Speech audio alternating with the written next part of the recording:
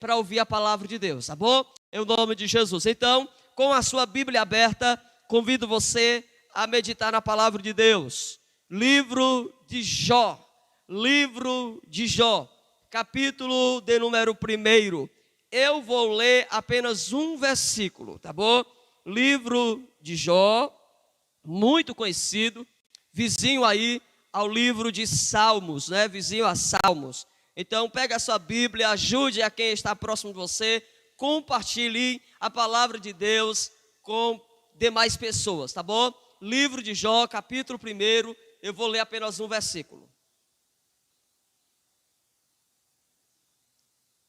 Versículo de número 9. Livro de Jó, capítulo 1, versículo de número 9. Aleluia! Toda honra, toda glória ao Deus dos céus, ao Deus eterno, ao Deus poderoso. Aleluia! Diz assim a palavra de Deus, leia comigo. Então respondeu Satanás ao Senhor: porventura Jó debalde teme a Deus? Vou repetir com você. Então respondeu Satanás ao Senhor: porventura Jó debalde teme a Deus? Glória ao Senhor, glória ao Senhor. Faça uma oração comigo. Nosso Deus, nós te louvamos e te exaltamos, Senhor, porque estamos na tua presença, Senhor. Nós continuamos, Senhor, Deus, abraçados com o teu reino e com a tua presença. Senhor, depois desse dia, um dia especial, Deus, um dia em que o Senhor mandou chuva para nós, muito obrigado. Senhor, esse dia que o Senhor abençoou a nossa casa, a nossa família, muito obrigado, Senhor. Deus, e já temos nós te louvado com canções, e acredito, Senhor, que tem chegado como cheiro suave às tuas narinas, o louvor e a adoração da tua igreja. Pai, a partir desse momento fale conosco. Espírito Santo, tu conhece cada vida, cada coração que está ouvindo esse momento, Senhor. Que a tua palavra vá de encontro a essas pessoas. Deus, que a tua palavra venha trazer transformação, pois necessitamos, somos carentes, somos necessitados, e portanto, que a tua gloriosa palavra, ela produza resultado, Senhor, Pai, em cada vida e em cada coração, para a glória do nome de Jesus. Aleluia, aleluia. Queridos de Deus, este é um dos livros que muito é conhecido e muito falado, principalmente porque muito se ouve quanto à questão da paciência de Jó, né? E é muito dito, né, no dia a dia, né? Às vezes aí as mães, né, principalmente as mulheres de casa quando têm os seus filhos, e muitas vezes ela pede a paciência de Jó, né? Ah, Deus me dê a paciência de Jó, só paciência de Jó. Então, é muito conhecido esse livro, mas também temos visto que ele é pouco pregado, é pouco falado sobre ele. Até porque não é um livro tão fácil de você argumentar, de você falar sobre ele, porque o livro de Jó, ele é um dos livros mais antigos da Bíblia Sagrada. Ele é um dos livros mais antigos. Alguns acreditam que foi Moisés quem o escreveu, mas existe também uma certa dúvida quanto à sua autoria, né? Alguns adereçam para Moisés, mas existe uma certa dificuldade quando se fala na autoria deste livro. Mas, enfim, você está com a sua Bíblia aberta e olhando para esse livro. E esse livro, ele fala sobre pelo menos duas visões que eu vou trabalhar essa noite com você, meditando na palavra de Deus. Em primeiro lugar, o livro de Jó, ele mostra governo de Deus. Eu vou explicar para você por que o livro de Jó, ele fala sobre governo de Deus. Em uma segunda visão, o livro de Jó, ele também fala sobre a questão da necessidade de ter uma fé convicta, a fé genuína, a fé verdadeira, a fé real. Então, o livro de Jó, pelo menos, ele traz esses dois aspectos para a nossa vida: governo de Deus e uma vida de fé, de crença. E isso é muito enfático nesse livro, porque nós vamos observar desde o versículo 1 até os demais versículos que nós estamos situados, nós vamos ver que todos eles apontam para isso. O livro de Jó, ele é conhecido porque ele está dentro da galeria, dos livros poéticos, porque ele é um livro que a sua linguagem é poética. Você vai ver depois da primeira estrutura em que é apresentado esse homem na narrativa do capítulo 1, quando o escritor narra a história de Jó, que não era também um homem fictício, imaginário, mas foi sim uma história real e verdadeira. Foi sim um homem que viveu, que teve a sua história escrita e marcada pelo contexto que nós vamos já observar um pouco mais adiante. Então Jó não foi um personagem qualquer ou um personagem criado, mas ele foi um homem que viveu, e alguém contou e relatou a sua história, e a sua história mostra perfeitamente a pessoa de Deus, como eu falei, no seu governo, e mostra também a necessidade de uma fé sustentável. Então vamos em parte. O versículo 9 que você leu comigo, gostaria que você observasse, está aí para você também ver. O versículo 9, ele diz assim, na minha tradução, em que eu costumo ler: então respondeu Satanás ao Senhor: porventura Jó debalde teme a Deus?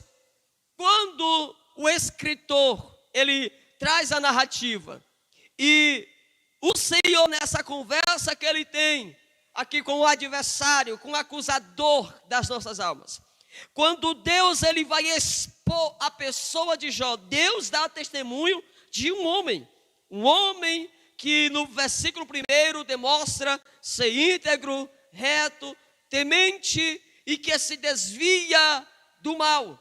O próprio Deus dá relato desse homem. Mas, querido, é muito interessante a história de Jó, porque o próprio diabo vai argumentar com Deus. O próprio adversário, ele começa a trazer argumentações com Deus a respeito deste homem que viveu há muitos anos atrás. A pergunta que ele faz a Deus é esta: quando Deus o arrague, lança a pergunta para ele: você viu o meu servo Jó? Não há homem semelhante a ele, não existe homem igual a Jó, não há, porque ele é íntegro, reto e temente, e se desvia do mal. E aí, o acusador das nossas almas, ele volta a palavra para o Senhor e diz: vem cá, porventura Jó, ele não tem alguma razão para estar sendo esse homem que ele é? Porventura Jó, ele não tem motivos para estar sendo um homem temente a Deus? Porque quando olhamos a tradução, Jó debalde teme a Deus, é exatamente isso que o escritor está dizendo. Porventura não existe razão que leve, que conduza Jó a ser esse homem que ele é? Deixa eu abrir um parênteses. O que o adversário, que Satanás expõe diante de Deus, o que Satanás ele lança diante de Deus a respeito de Jó, são condições. São condições. Será que Jó, ele é fiel a ti, ele teme ao teu nome, ele é esse homem íntegro, reto, justo, que não aceita o mal? Será que ele é essa pessoa?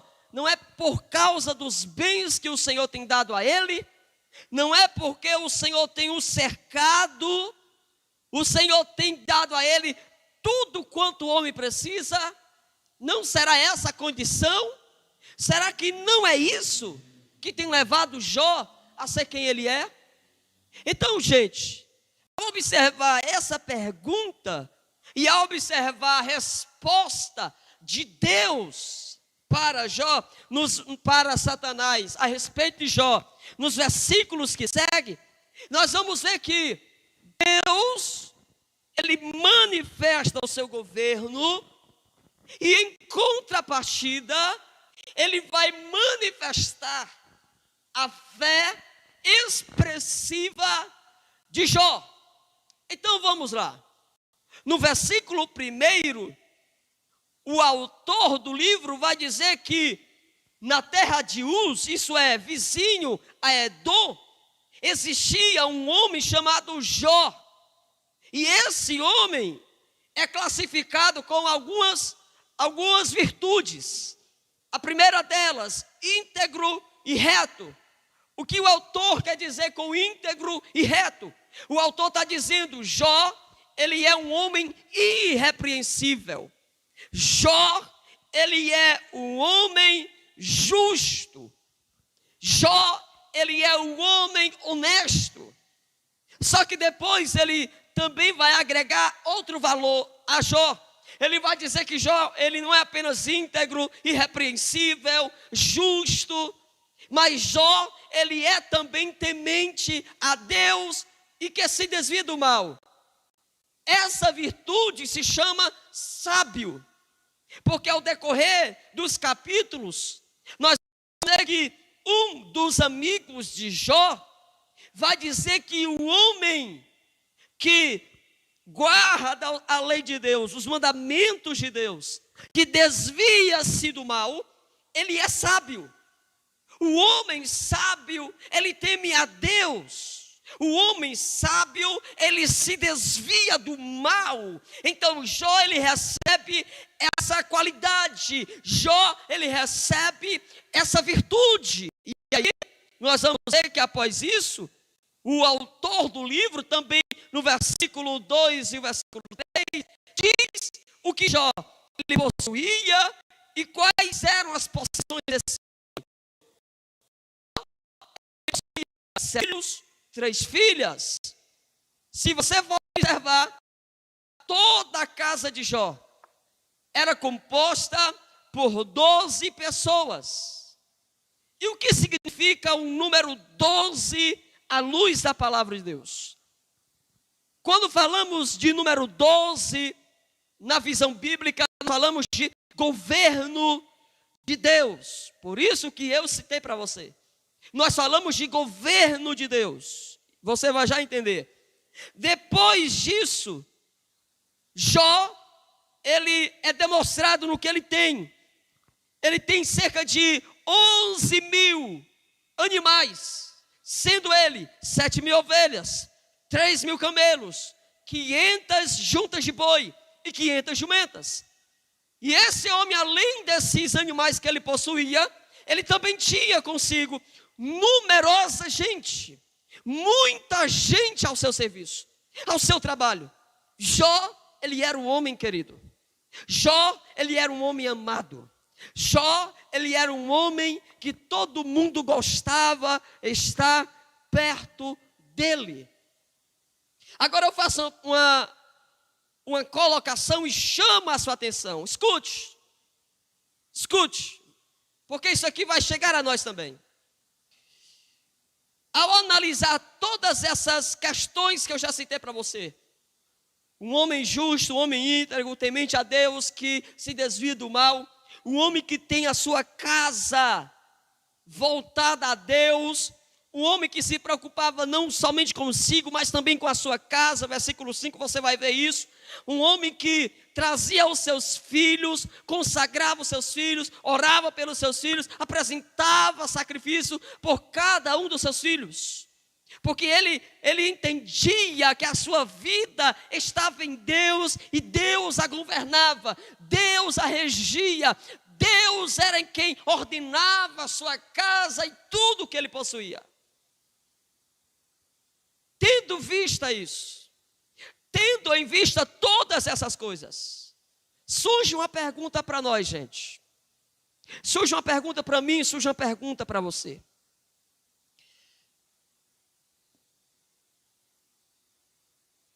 O que faz, ou melhor, o que levou Deus, no seu governo, olhar para Jó e trazer para a vida desse homem justo, íntegro, temente, que se desviava do mal, fazer com que esse homem saísse de uma vida estável, abençoada, uma vida completamente satisfeita, para uma vida de aflição, para uma vida de pesar, para uma vida que alguém poderia olhar e dizer: eu prefiro morrer, eu prefiro não mais viver.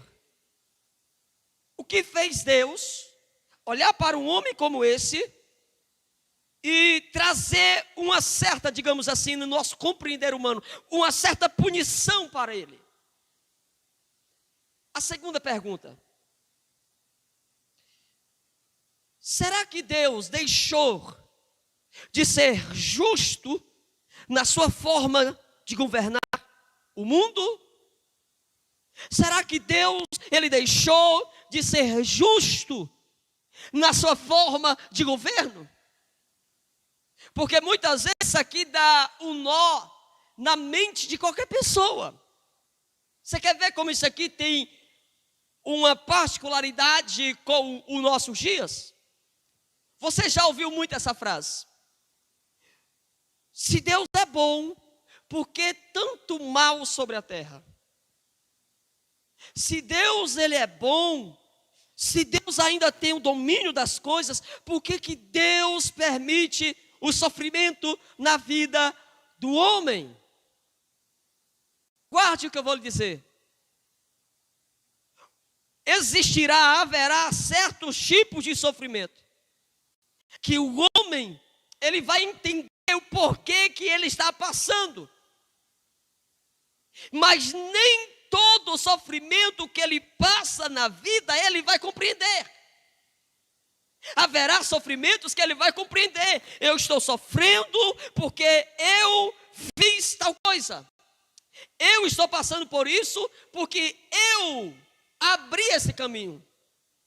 Eu estou tendo esses resultados na minha vida porque foi eu que plantei esta semente e agora estou colhendo-a, colhendo seus frutos. Só que vai chegar momento na vida do homem em que o homem vai olhar e vai se perguntar: por que é que eu estou passando por isso? Por que é que eu estou vivendo assim? Por que será que Deus deixou que isso acontecesse comigo? Por que será que Deus permitiu tal coisa? Então existem sofrimentos que o homem não entende. Olha só, dentro do livro de Jó, eu vou citar pelo menos 3 versículos. Capítulo 4, versículo de número 17. Olha o que está escrito, 4:17, dentro do livro de Jó. Seria porventura o mortal justo diante de Deus? Seria acaso o homem puro diante do seu Criador? Será que o homem mortal, o ser humano, seria justo ao ponto de olhar e requerer de Deus, do seu poder, da sua onipotência, uma vida justa, que Deus retribuiu o homem de forma justa?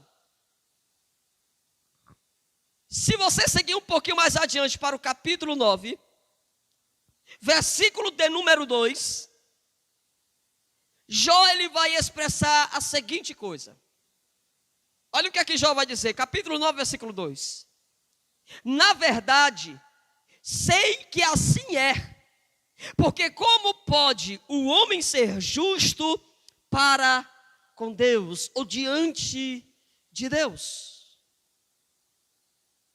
Então a pergunta que fica é: Deus errou em deixar esse homem chamado Jó ser moído pelo seu próprio adversário?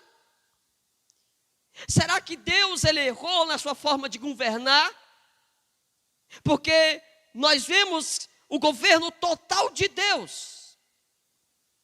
Satanás, ele via Jó, ele observava a Jó, mas ele não fazia nada quanto à sua vida. Até que ele vai arguir com Deus quanto a esse homem que é fiel, que é temente, que é justo. E agora Deus dá a ele, dá ao adversário a condição, o poder para tirar tudo que era de Jó. Deus deixou de ser justo? Será que Deus agora está deixando o seu governo entrar em crise? O homem, gente, ele nunca vai entender a justiça de Deus. O ser humano, por mais que ele busque essa compreensão, ele nunca vai entender. Ele compreende que as suas atitudes vão gerar ações negativas ou positivas. Mas vai chegar a hora na sua vida que ele não vai entender o porquê que ele está passando por certas coisas. Ele não vai entender isso. Interessante que ontem eu estava conversando com um certo amado, e ele dizendo que de coisas que aconteceram na sua vida alguns tempos atrás, já na vida cristã, e ele disse: pastor, toda noite eu orava na minha casa, toda noite, todo dia. Saía de cômodo a cômodo, orando, intercedendo, pedindo ao Senhor para livrar, para guardar. Só que quando foi um dia eu fui surpreendido. Entraram na minha casa, levaram tudo. E eu fui orar a Deus e fui perguntar a Deus: será que o Senhor não está me ouvindo? Será que o Senhor não está recebendo as minhas orações? Há coisas que nós não vamos entender, que nós não vamos compreender, gente. O homem não compreende o governo de Deus. Ele não entende isso. Por isso que Jó, ele diz: eu sei que isso é verdade. O homem mortal, ele não tem como ser justo diante de Deus. Se quiser contender com ele, nem a uma de 1000 coisas lhes responderá.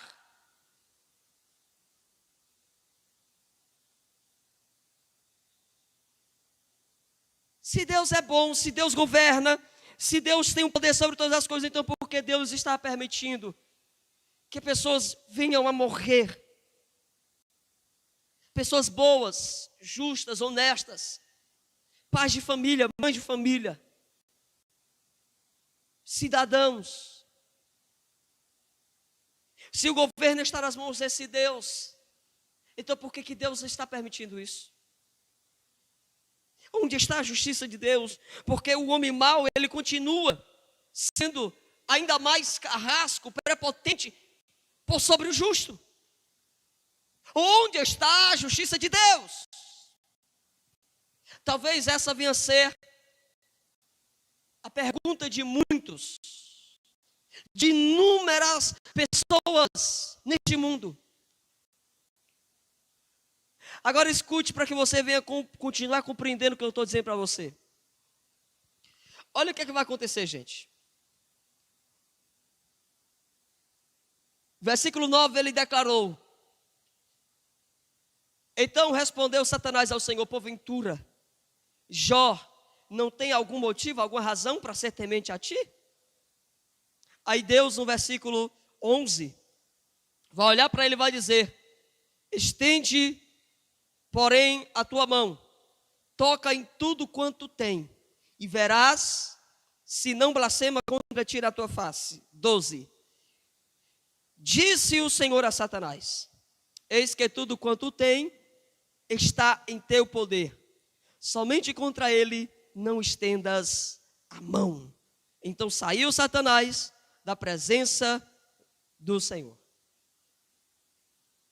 É aqui onde começa a se revelar o governo de Deus, a teocracia,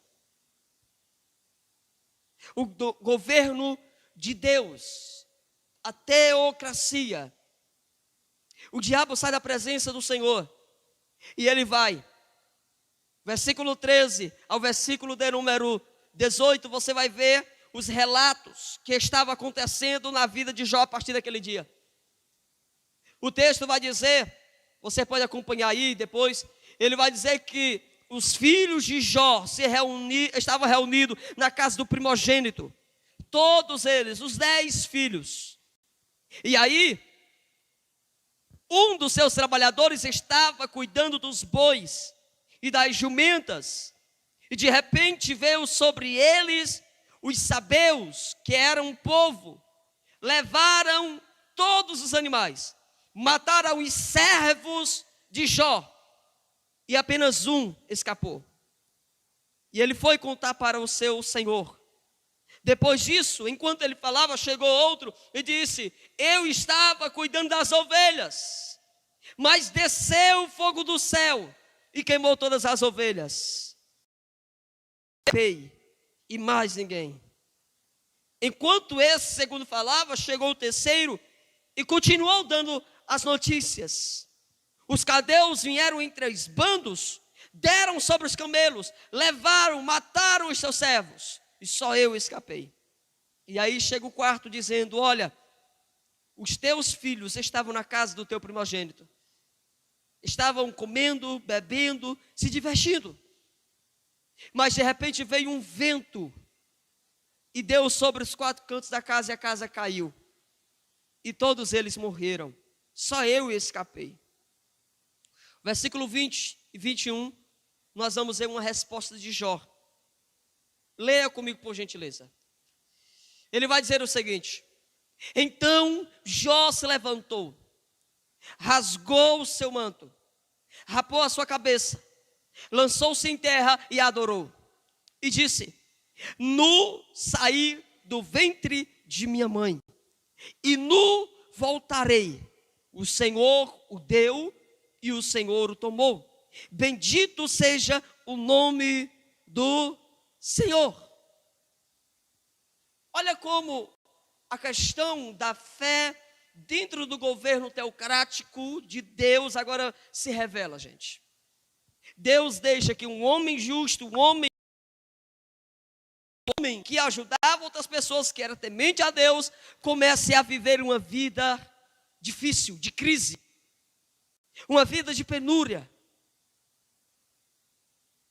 Tudo para mostrar ao adversário que a condição que fazia Jó, que levava Jó a ser esse homem, não consistia nas vacas que ele possuía, nas jumentas que ele possuía, nos 10 filhos que ele tinha, nas suas grandes plantações que ele tinha, em toda a sua casa.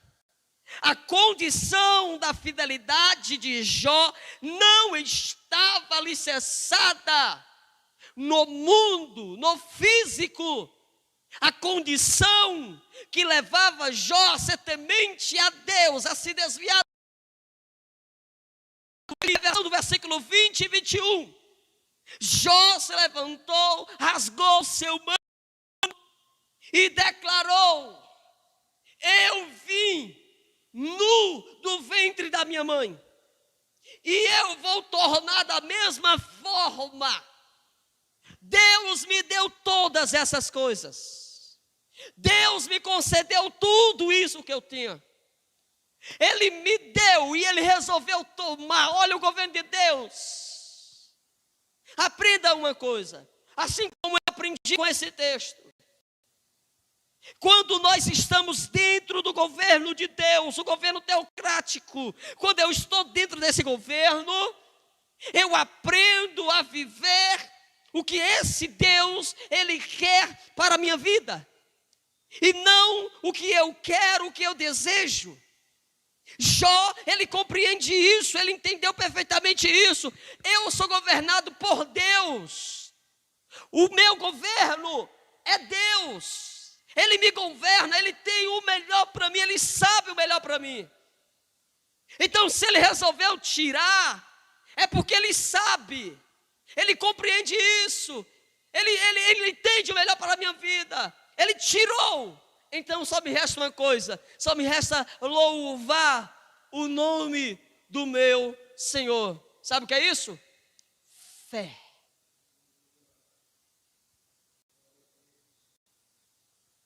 Isso se chama fé. É por isso que as pessoas, a humanidade, no nosso contexto atual, eles vivem nessa indagação que eu fiz ainda há pouco. Por que que Deus deixa? Por que que Deus deixa? Porque as pessoas não estão dispostas a viverem no governo de Deus. Porque quando eu estou dentro do governo de Deus, eu não preciso entender esse governo. Eu só preciso crer nesse governo. Eu só preciso imergir-se dentro desse governo. Porque Ele sabe tudo o que passa com o homem. Jó, ele declara uma fé.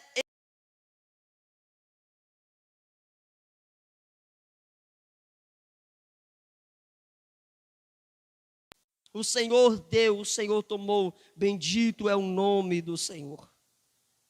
Mas não para por aí. O próprio adversário volta agora na presença do Senhor. E aí Deus, ele faz a pergunta: você viu o meu servo Jó? Ele vai fazer a mesma coisa, só que Deus vai acrescentar mais uma. Presta atenção. Capítulo 2, versículo de número 3. Ele vai dizer assim: perguntou o Senhor a Satanás: observaste meu servo Jó?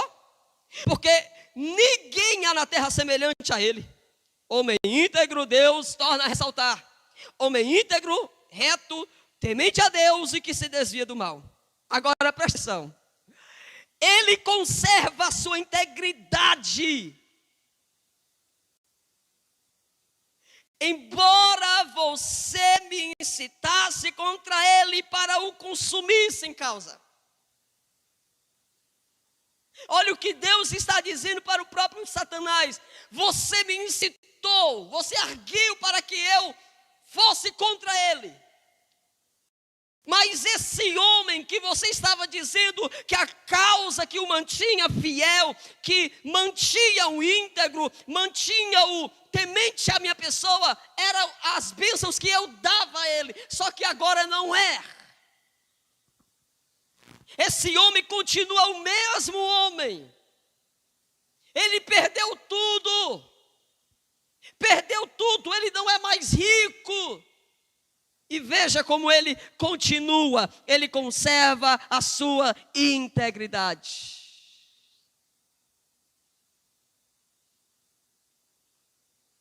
Só que não satisfeito, nós vamos ver que agora o diabo vai um pouco mais a fundo. Versículo 4 ele diz: então Satanás respondeu ao Senhor: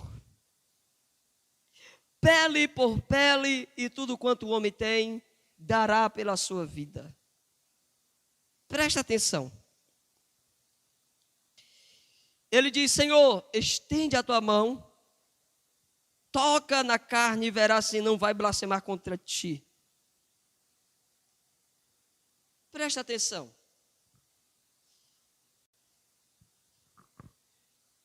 Quando nós vivemos dentro do governo de Deus, que nós entendemos e compreendemos que dentro desse governo é preciso ter fé.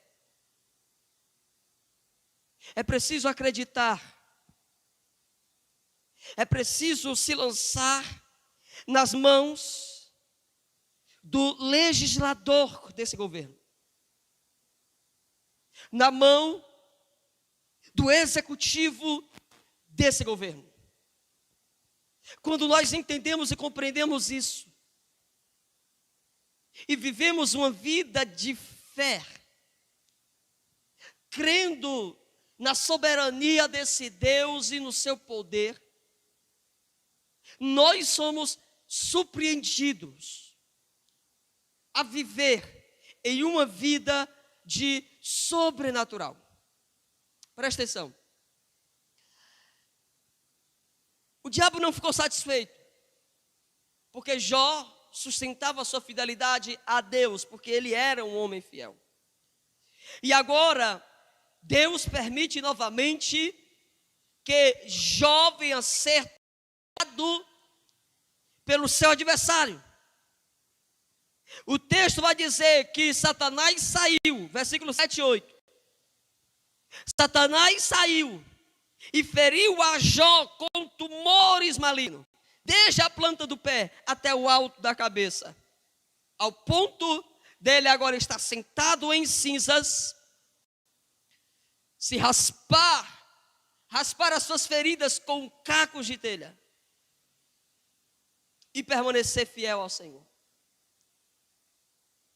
O estado de Jó era um estado de calamidade. Presta atenção que eu vou entrar na conclusão.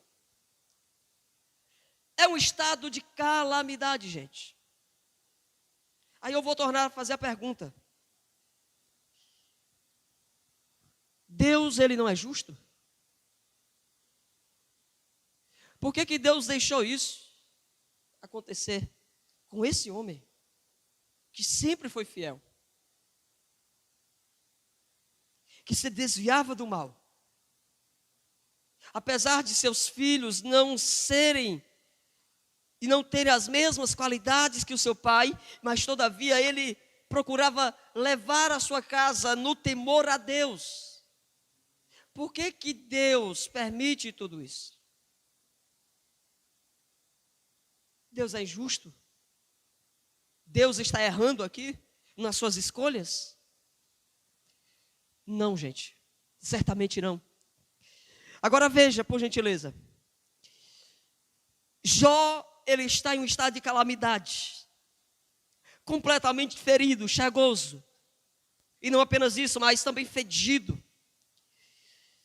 As narrativas históricas vão dizer que o estado de Jó era tão crítico que ele fedia mal. A sua carne já estava se desmanchando em água. Alguns historiadores dizem que em alguns pontos do corpo de Jó já se dava para ver os seus ossos, literalmente.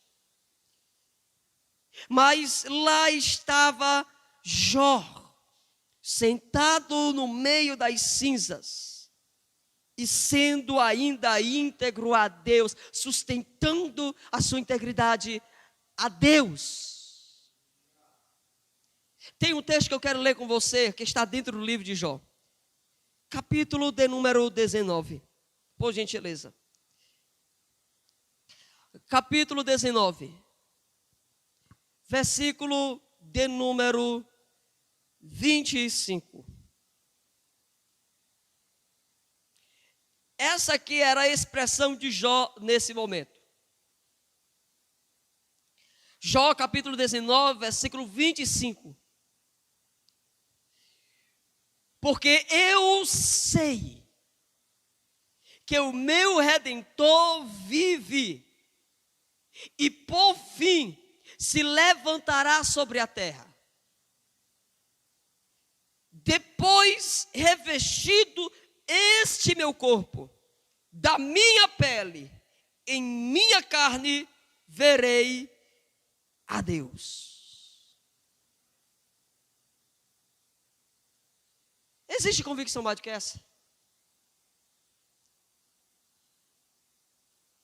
Mesmo em estado de calamidade, Jó permaneceu no seu estado de integridade a Deus.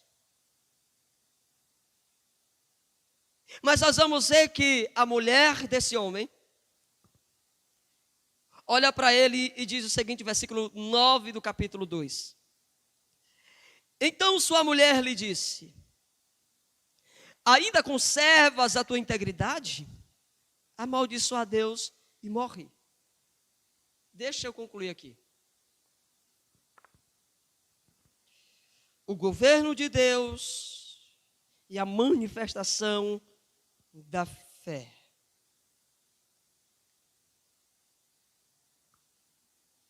Talvez você que está louvando a Deus, adorando a Deus dentro da sua casa. Talvez você está passando na sua mente durante todo esse período essas indagações. Até quando tudo isso vai continuar? Até quando Deus vai deixar isso acontecer? Porque às vezes nós seres humanos pressupomos que Deus, ele deve anular o sofrimento, que Deus, ele deve anular a dor, porque entendemos que Deus, ele é amoroso, e que dentro do seu governo, ele não vai deixar marcas de sofrimentos, não. Só que ao olhar para esse homem, e olhe que eu só estou falando um pouquinho da vida de Jó. Se nós fôssemos descorrer todo o capítulo de Jó, nós iríamos ficar surpreendidos ainda mais. Porque dentro do governo de Deus, Deus manifesta a sua misericórdia. Veja que Deus deixou este homem passar por tudo isso, mas Deus não o desamparou. A misericórdia de Deus estava sobre Jó, continuamente. É tanto que os textos, por duas vezes, você vai ver que Deus vai dizer para Satanás, a primeira vez, não toque nele. A segunda vez, toque, mas não tire a sua vida. A misericórdia de Deus sempre na vida do justo. Sempre na vida do justo, mesmo assim. Nós vamos olhar no versículo 9 que você leu comigo, capítulo 9, versículo 2, que você leu comigo. Jó vai dizer, eu sei que tudo isso é verdade. E quem é o homem é justo diante de Deus? Será que o homem conseguiria responder ao menos uma pergunta das 1000 que o Senhor poderá fazer a ele? Eu vejo que dentro desse governo, Deus apresenta a bondade e misericórdia. Deus deixa situações chegar. Mas dentro das situações, Deus também traz a misericórdia. Escute. Esse é um tempo de dor, é um tempo difícil que todos nós estamos vivendo, gente. E eu tenho ousadia para dizer isso. Certamente Deus deixou tudo isso acontecer, porque dentro da determinação de Deus, Deus já sabia de tudo isso. E podemos declarar e dizer o seguinte, que a situação que estamos mergulhados dentro dela, não só o Brasil, mas tantas nações que nós estamos vivendo. Mortes, calamidade, perda de emprego, tanta coisa que Deus deixou acontecer, que hoje muita gente está dizendo, cadê Deus? Onde está Deus? Por que Deus deixou? Por que isso? Por que isso? Deus está ensinando à humanidade lições extraordinárias. E a primeira lição é essa: se você crê no Deus eterno, poderoso, que tem domínio sobre todas as coisas, você precisa crer que Ele pode sim mudar essa ocasião, essa situação. Segunda lição que Deus nos ensina é que dentro dessa situação, mesmo com Ele deixando-a acontecer, Deus não vai tirar sua misericórdia. Deus não vai tirar sua misericórdia. Porque se Deus tivesse tirado já a sua misericórdia, o Brasil já era. As nações já era. O homem já tinha deixado de existir. Por isso que em Lamentações capítulo 3, versículo 22, o grande homem de Deus vai declarar dizendo: as misericórdias do Senhor é a causa de não sermos consumidos. Jó entendeu isso. Jó compreendia perfeitamente isso. Ele disse: eu sei que o meu Redentor vive, eu estou aqui apodrecendo, eu estou morrendo, eu perdi tudo, não sei a causa, não sei por que razão Deus deixou isso acontecer, mas eu sei que o meu Redentor vive, e que logo Ele vai se levantar, logo Ele vai vir me ajudar, vai me restaurar, Ele vai me restabelecer de novo, e eu o verei na minha vida. Eu sei que Ele é misericordioso, eu sei. Quem vive no governo de Deus entende misericórdia. Quem vive no governo de Deus vive uma vida de fé. Vive uma vida de fé, não uma vida de condições. Sou íntegro, sou fiel, me desvio do mal, porque Deus me dá, porque Deus enche a minha casa de bens, porque Deus me dá saúde, mas quando tudo isso acaba, eu não sou mais. Não, quem vive no governo de Deus, quem está mergulhado dentro do governo de Deus, ele não se limita a isso. Ele não se abraça com as circunstâncias, com ou sem, ele é a mesma Deus, ele entende. E aí, para me terminar, no último capítulo, que é muito conhecido de todos nós, capítulo 42,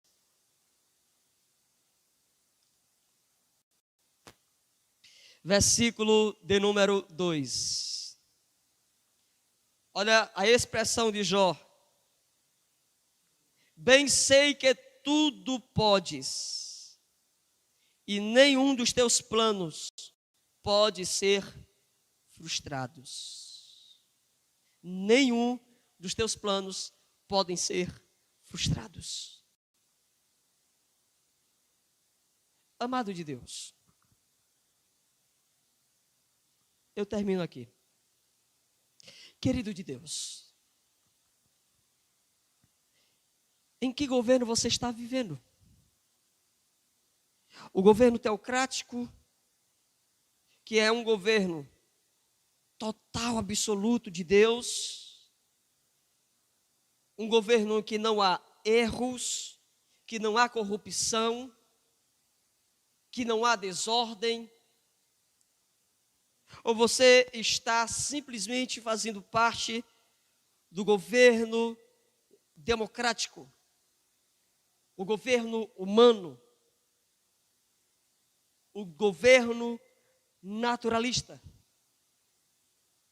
Porque quem não está dentro do governo teocrático, é fácil se perceber, são pessoas que vivem desesperançadas. São pessoas que já perderam a fé muito e muito tempo. São pessoas que, ao perderem os seus bens, perdem a sua vida. Mas aquele que vive o governo teocrático de Deus, ele perde tudo nessa vida, mas ele não perde a confiança no seu Senhor. Ele não perde a visão de Deus. Ele não perde a sua esperança de dias melhores. É por isso que eu creio, gente, eu creio que Deus vai trazer dias melhores, não só para o Brasil, mas para as nações, baseado em uma vida de arrependimento. Eu creio nisso. O governo do homem se corrompe, o governo do homem, ele entra para a lixeira. Mas o governo de Deus não. O governo de Deus é um governo que é para todo sempre. É um governo eterno. É um governo poderoso. É um governo que vai subsistir pelos séculos dos séculos. Esse é o governo de Deus.